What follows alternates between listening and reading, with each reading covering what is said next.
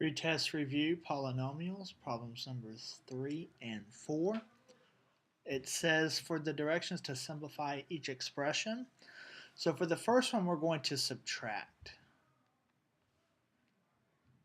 Now you can think of it as either subtracting like terms, that's one way to go about it, or you can distribute this negative. Think of this as a -1 and then distribute it. So -1 times 5, r to the fourth is -5, r to the fourth.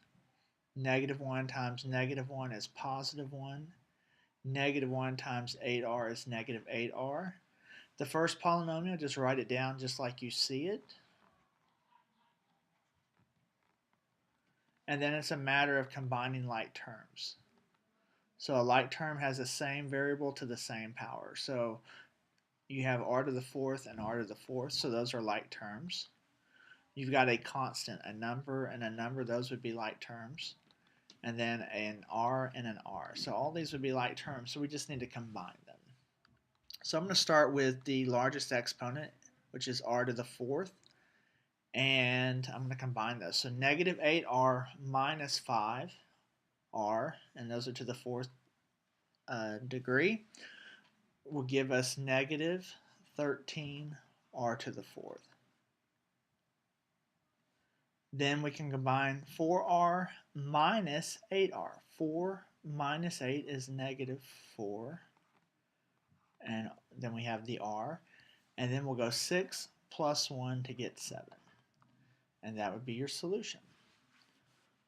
For number 4, you're adding. So if you distribute a -1, if you thought of this as a -1 distribute, it would not change the polynomials at all. So you can just rewrite it as 2 minus 3p minus p to the third plus 4p squared plus 3 plus 8p.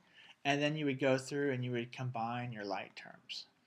So a constant 2 and the number 3 would be like terms. -3p and an 8p would be like terms. And